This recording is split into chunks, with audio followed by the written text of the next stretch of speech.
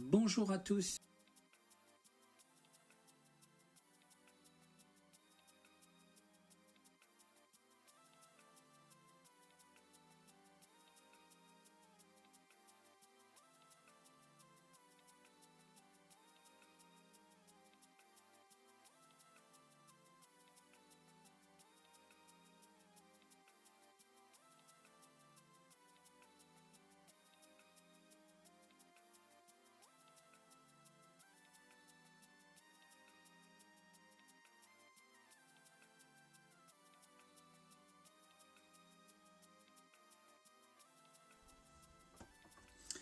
Alors, je démonte mon écran, je recherche la référence à l'arrière du moniteur sur une étiquette blanche.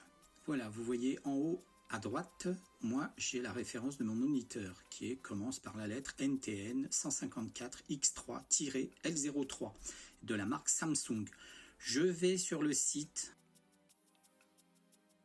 www.panelook.com comme indiqué sur l'onglet de mon navigateur. Je tape cette référence en haut dans la barre Product et vous voyez Search. Donc je tape cette référence. Et ce site va me permettre de retrouver toutes les caractéristiques de mon moniteur avec toutes les informations essentielles pour pouvoir avoir le kit qui correspond à cet écran 15,4 pouces. Donc j'ai bien un écran 15,5 pouces, 4 pouces de Samsung. J'ai plein d'informations, mais le plus important, donc, la définition de l'écran 1280 par 800, c'est le maximum, et ensuite le signal type, il me dit que c'est LVDS 1 channel 6 bits connector 30 pins. Donc c'est bien le câble LVDS que je devrais commander avec mon kit.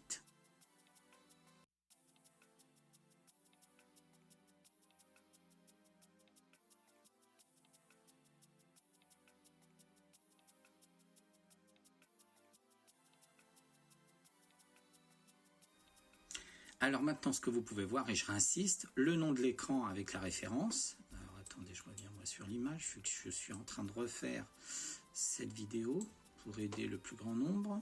Voilà, je mets en pause moi pour vous dire.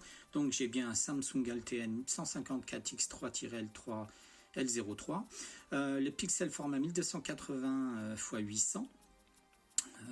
Ensuite, je tiens compte de la référence framerate 60 Hz. L'interface type, donc c'est le type de contrôleur LVDS que je vais demander. Donc mon câble LVDS, marqué 30 pins LVDS, 1 channel 6 bits en connecteur 30 pins et fonctionne en 3,3 volts. Voilà. Est-ce qu'il y a autre chose? Non, c'est l'essentiel. Donc ça me permet d'aller sur un site sur AliExpress par exemple, où j'ai trouvé mon kit LVDS plus l'écran. Donc j'ai l'impression que ça correspond. Quand je regarde les caractéristiques qui sont indiquées sur ce kit, il est marqué qu'il fonctionne avec tel ou tel type d'écran. Quand on descend dans les caractéristiques, il sera marqué sur un écran par exemple 15,4 pouces en 1280 par 800 par exemple. Donc on voit qu'au niveau de la définition de l'écran, ça peut correspondre. Et il faut continuer à affiner. Et en plus, ne pas vous gêner avant de commander, demandez au vendeur si ce kit est compatible avec votre écran. Il ne faut pas se gêner d'envoyer un mail, ça ne coûte rien et il vous répondra si oui ou non. Mais comme j'indiquais, ce kit-là, pour moi, n'était pas viable parce que le vendeur ne me fournissait pas le firmware pour mon écran. Donc impossible de le mettre à jour, il a fallu que je fasse autrement et que je recherche les firmware compatibles avec l'écran que j'avais commandé. Donc là sur l'image, vous voyez le câble LVDS, le contrôleur avec les boutons et ce qui fait le rétroéclairage de l'écran LCD. Donc tout ça, vous voyez le câble LVDS et c'est bien ce câble qui est au milieu en noir où il faut demander des informations pour qu'il soit réellement compatible avec votre écran. Donc moi c'est ce que j'avais mis, hein. J'avais donné mon écran et c'était OK.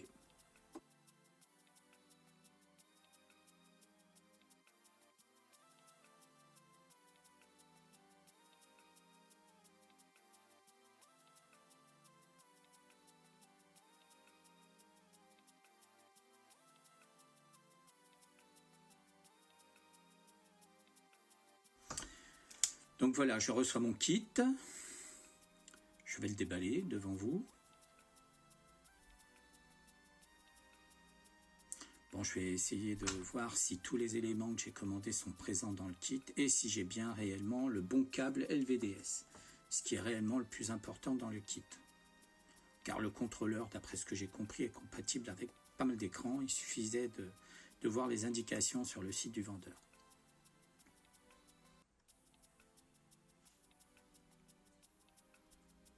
Donc là, vous pouvez constater que ouais, l'emballage est un petit peu limite quand même. Hein. Je ne parle pas au niveau du module d'alimentation du rétroéclairage, mais plutôt de la platine elle-même, du contrôleur lui-même, qui n'est pas très bien protégé. Mais bon. Du moment que ça fonctionne, comme on dit.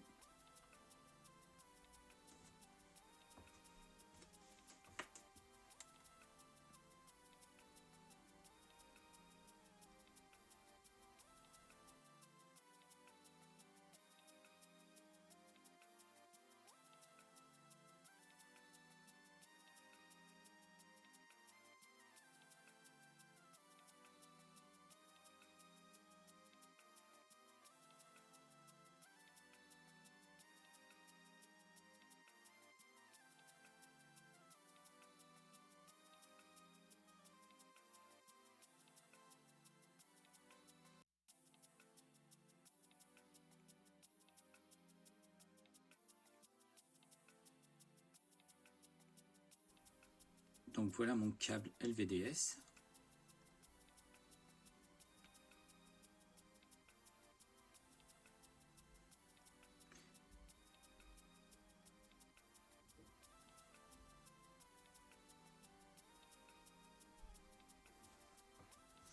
Le câble d'alimentation qui va vers l'inverteur.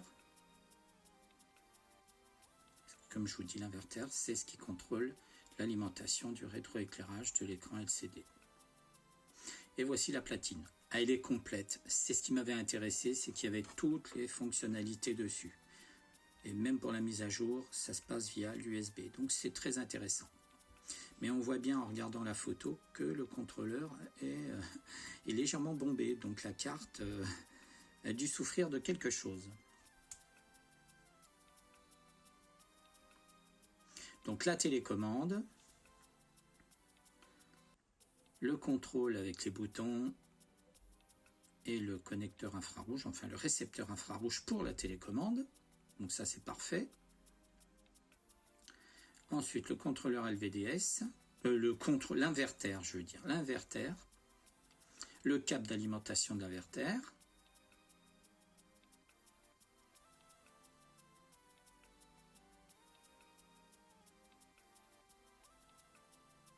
donc une partie qui se connecte sur l'inverteur et l'autre partie qui se connecte sur le module.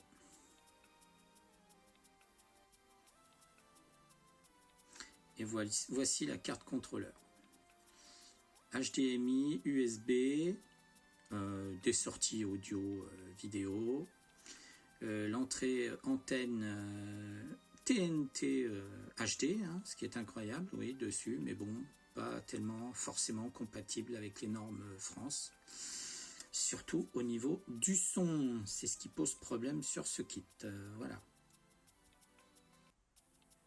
Et là, j'ai bien le câble LVDS, où j'avais donné la référence de mon écran au vendeur, et comme ça, il m'a fourni normalement le bon câble LVDS 30 pins, 6 bits et 1 channel.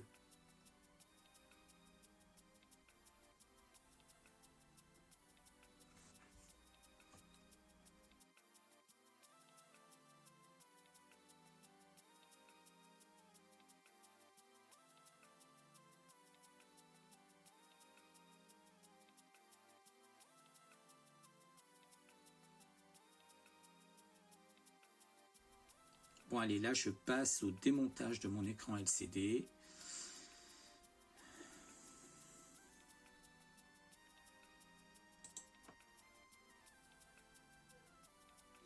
Bon, à ce moment-là, quand je vais défaire ma nappe LVDS, je vais essayer de faire un constat entre ma nappe et celle que j'ai reçue pour voir si ça correspond quand même un petit peu.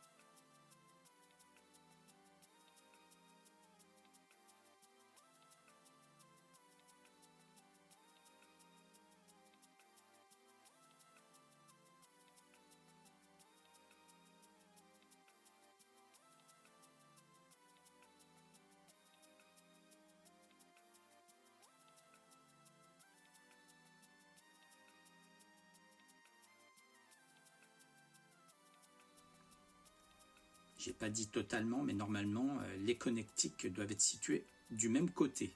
Si elles sont situées à gauche, je dois avoir les connectiques à gauche. Donc regardez bien comment c'est connecté et le sens de connexion sur l'écran LCD. Regardez bien comment il est et comment je le retire. Vous voyez, là, je viens de le retourner. Donc ça, c'est ce qui est côté écran. Et donc, quand je regarde côté écran, c'est ce qui est ma partie gauche, toutes les connexions sont la partie gauche quand je tourne la nappe.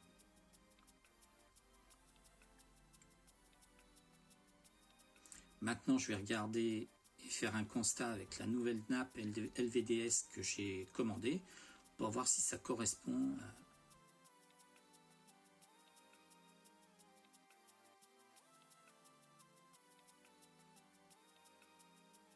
Ça, c'est l'inverteur qui était présent sur mon ordinateur, donc il ne correspond pas, je ne peux pas l'utiliser.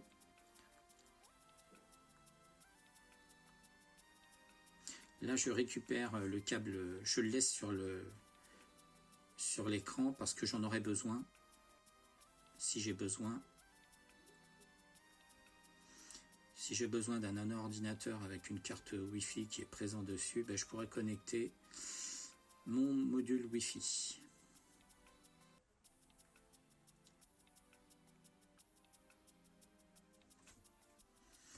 Là, je garde les packs de fixation parce que ça peut être utile si vous adaptez autre chose dessus. Ça vous permettra de fixer un autre élément qui permettrait de poser l'écran.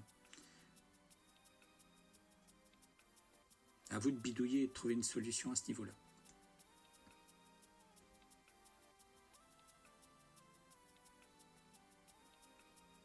Bon, allez, je vais passer à la connexion de ce module que j'ai commandé sur mon écran.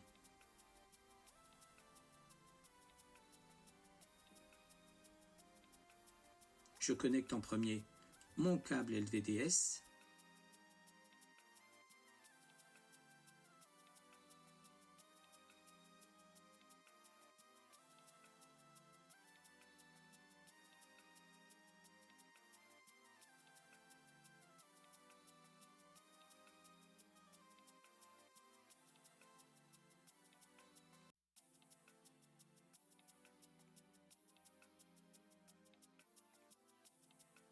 C'est compliqué de refaire un montage audio sur une vidéo existante. Mais bon, je fais cette modif pour vous aider parce que c'est vrai qu'on n'entendait pas beaucoup discuter ou expliquer les choses. Voilà, donc j'ai connecté mon câble. Il faut bien le fixer pour pas que ça bouge. Parce que le connecteur a quand même tendance à se retirer si on tire légèrement sur le câble. Donc je vous conseille de bien le fixer. Ne pas forcer en l'insérant. Si vous voyez que ça force, regardez pourquoi, c'est que vous l'avez peut-être mis à l'envers. Là, je connecte le module, l'inverter, avec l'alimentation présente sur le moniteur. Donc vous voyez, ça c'est les deux fils qui vont sur le rétroéclairage de l'écran LCD. Donc je connecte le rétroéclairage de mon écran LCD vers le module inverter. Et ensuite, je connecte le câble de l'inverter vers la platine contrôleur de cet écran.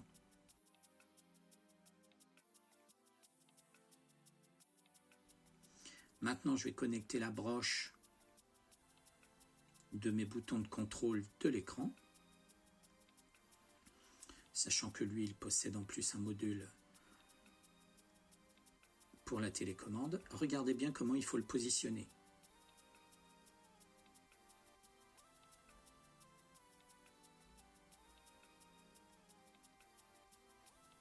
Alors si vous faites un test, un module comme ça, faites très attention au court-circuit.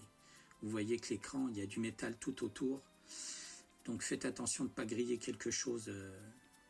Ne vous gênez pas, mettez du papier, du carton, tout ce que vous voulez pour éviter les faux contacts. Là, je branche la nappe LVDS sur mon module, sur le contrôleur écran. Et je vais passer à mon premier test.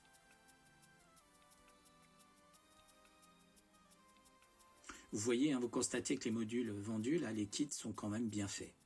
Bon, je ne parle pas du module lui-même, parce que celui-ci ne me plaît pas trop, il a des problèmes techniques, mais, et vous le constaterez par la suite, mais c'est quand même des modules qui sont très bien faits. Maintenant, faites attention au voltage de l'écran. Il était noté sur la feuille, la fiche, quand j'avais été sur le site, 3,3 volts. Comme vous voyez là, affiché sur l'écran, il faut le connecter en 3,3 volts et non en 5 ou plus selon les modules. Donc, je modifie le jumper et je vais le mettre sur la position 3,3 volts.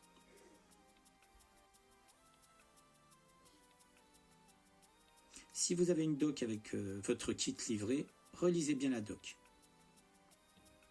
Moi, j'ai pas de dock, je vois juste ce qui est écrit sur le module et je vois qu'il faut que je modifie ce petit jumper pour le réglage du voltage en 3,3 volts. Voilà, c'est fait. Là, j'utilise une alimentation d'une de mes tablettes qui avait un écran Retina et qui fonctionnait avec 2 accus, donc 12 volts. Et donc, c'est 12 volts en 2 ampères. Donc, voilà, ça va me servir pour ça. J'espère qu'il est suffisant, sachant que 2 ampères va être légèrement limite parce que ce connecteur LVDS, enfin ce kit, demande normalement entre 3 et 4 ampères. Donc je vous conseille plutôt d'essayer de vous trouver une autre alimentation un petit peu plus puissante. Mais bon, je fais le test avec un 2 ampères et on va voir ce que ça donne. Donc là, vous voyez, écran noir pour l'instant, c'est allumé.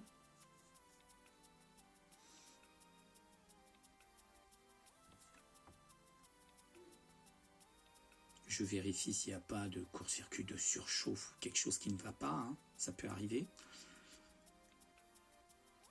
Peut-être que j'allume en appuyant sur le bouton pour allumer l'écran.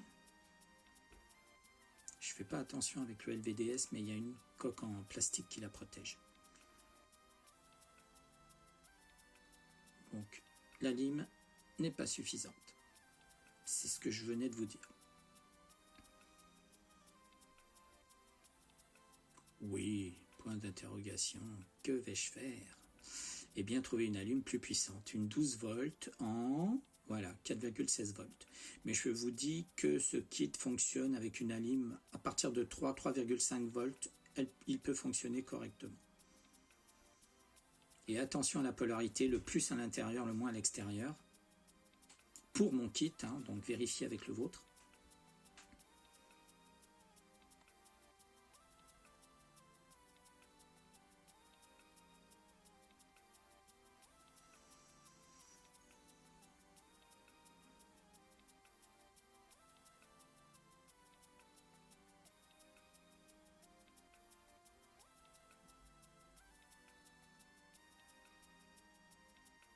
Allez, on va démarrer, on va tester, on va voir si ça fonctionne. J'appuie sur le bouton de démarrage de l'écran.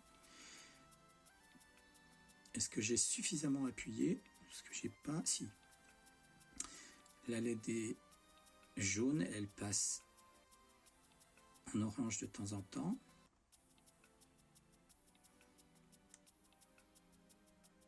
Voilà, donc ce que je constate, c'est que le contrôleur n'est pas configuré pour mon écran. Donc, je demande au vendeur de me fournir un firmware, mais bien sûr, il n'écoutera pas ce que je lui demande. Donc au final, je vais devoir chercher par moi-même un contrôleur, un firmware que j'ai trouvé sur un site, que je vous mets là, il est en partage sur Google Drive, sur un site, c'est un firmware 3663, et j'ai trouvé le module, donc vous voyez, 1280 x 800 en SI ou S1, je ne sais pas, I6L, qui correspond au kit de mon écran.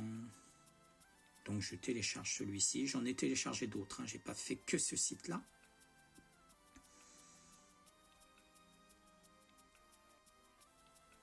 Et c'est ici que je vous dis que c'est très important de demander. Là, j'ai trouvé sur un autre site, mais c'était un petit peu compliqué de télécharger, mais j'y suis arrivé à un moment. Pareil, un kit.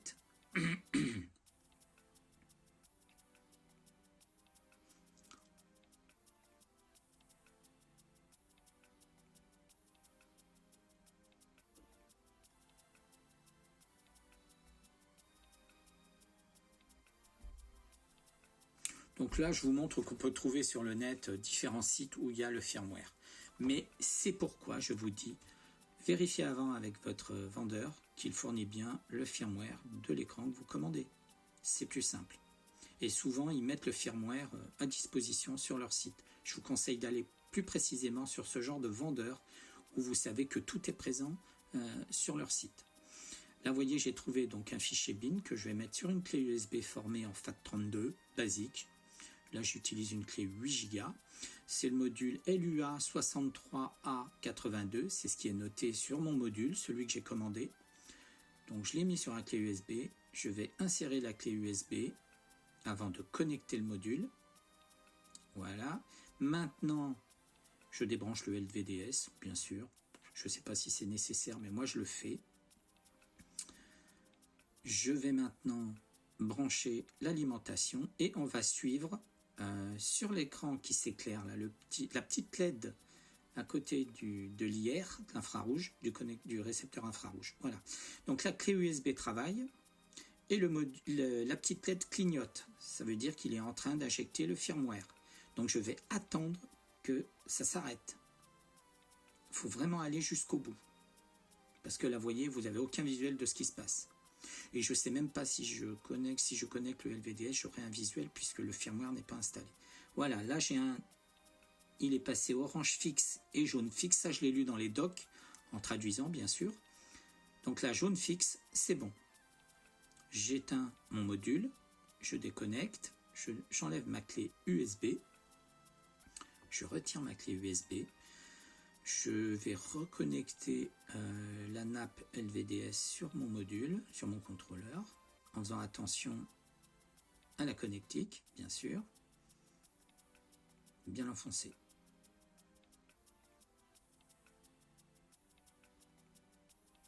Voilà. Je vérifie que j'ai pas de court-circuit autour des choses qui se baladent et où il faut faire attention. Voilà, je branche mon alimentation. J'ai bien dit 12 volts, la mienne est en 4 ampères, plus de 4 ampères. Et là, le connecteur s'allume. On va voir si mon écran démarre.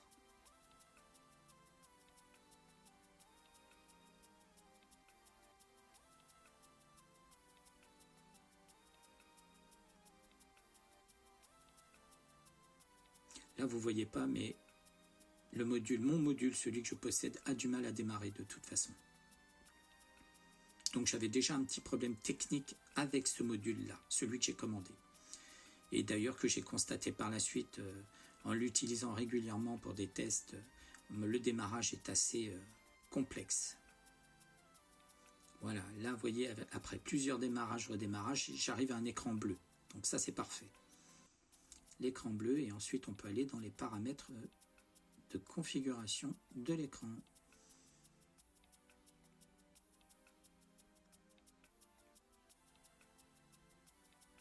Bon, vous voyez, au moins, le firmware fonctionne. J'ai mon écran avec un affichage correct. Maintenant, ce que je vais vérifier, c'est dans les menus, si j'ai la bonne résolution, 1280 par 800 par exemple, pour mon type d'écran. À vous de vérifier par rapport au vôtre. Bon, je pense qu'il faut changer la langue aussi, parce que peut-être qu'il n'est pas en français au départ, ou il sera peut-être qu'en anglais. S'il est en chinois, ça sera un petit peu plus compliqué. Il faudra que vous trouviez le changement de langue. Là, vous voyez, le problème que j'ai avec mon module, c'est la barre que j'ai en haut. Et ça veut dire que quand je l'éteins, j'ai ce problème-là avec ce kit. Et je l'ai toujours eu par la suite. Il faut que j'éteigne plusieurs fois le module pour qu'il se synchronise correctement et qu'il fonctionne correctement. Voilà, comme vous voyez. Maintenant, je change les canaux, etc. Voilà. Donc, comme j'indique sur ce qui est affiché sur l'écran, je ne sais pas si vous voyez, quand il est froid, il ne fonctionne pas très bien. Je suis obligé de le démarrer et de le redémarrer plusieurs fois pour qu'il fonctionne. Je pense qu'à cette époque-là, j'aurais dû demander le remboursement de ce module ou le renvoyer et demander un échange. Et je ne l'ai pas fait.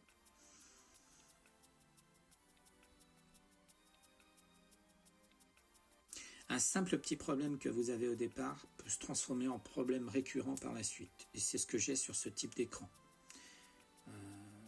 Donc, je vous conseille de voir comment ça se passe. S'il faut éteindre, allumer plusieurs fois le module, c'est que vous avez un problème avec la puce et l'électronique présente sur le module.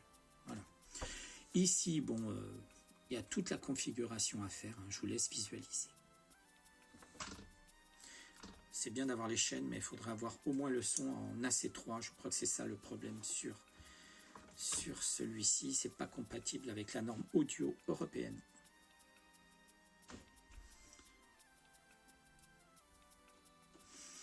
Et quand on lit la doc après, voilà, vous voyez sur l'affichage, il est bien marqué qu'il ne supporte pas cette norme-là. C'est cool. Ouais.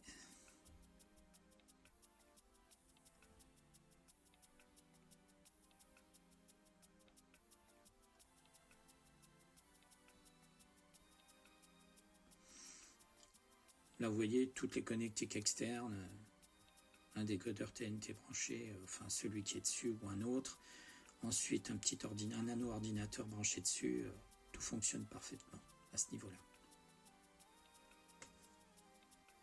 Alors, pour rentrer dans un menu spécial configuration, sur cette config-là, sur ce module-là, il faut que j'appuie depuis la télécommande sur les touches suivantes. Input 2, 5, 8, 0.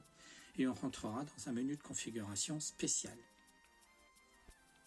Donc voilà, j'ai fini cette vidéo, j'espère qu'elle vous aidera. Je viens de refaire la partie son pour que vous puissiez entendre mes commentaires. Bon, l'écran fonctionne, mais comme je vous dis, c'est pas parfait. Le tuner TNT qui n'est pas compatible avec la norme AC3. Donc à très vite pour une nouvelle vidéo.